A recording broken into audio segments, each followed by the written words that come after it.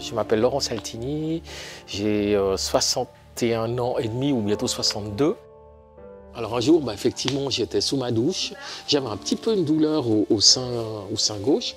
Puis après, en me lavant, j'ai senti comme une boule. Je suis allé voir chez le médecin et quelques jours plus tard, on m'annonce que j'ai un cancer du sein. Voilà, on est dans sa vie, avec les contraintes de la vie professionnelle et tout, les contrariétés, les joies et tout.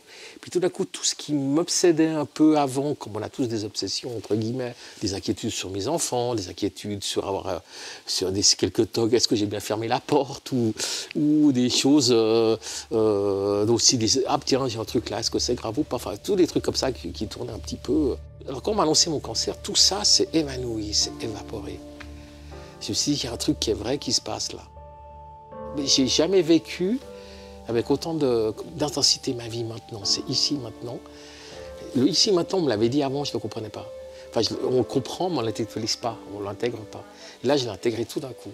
Et j'ai compris que la qualité est mieux que la longévité. Le problème, c'est pas l'ablation du sein, c'est juste après les traitements, qui est la chimiothérapie, radiothérapie, après 5 ans d'hormonothérapie, pour essayer d'atteindre une rémission. Mais de toute façon, on est tous quelque part dans cette vie en rémission de quelque chose.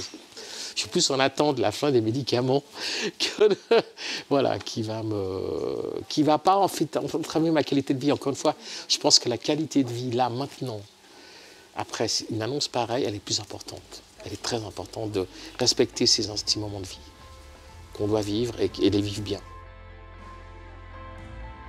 Le médecin m'a parlé du centre Thium, qui est un accompagnement par rapport aux gens qui ont le cancer. Donc j'ai découvert ce centre qui m'a amené à divers ateliers. Donc j'ai découvert l'atelier d'écriture, qui m'a donné l'opportunité de m'amuser aussi à créer un blog et de mettre sur mon blog mes petits poèmes qui me font du bien, qui est un peu un exutoire qui est important par rapport à ce que je traverse.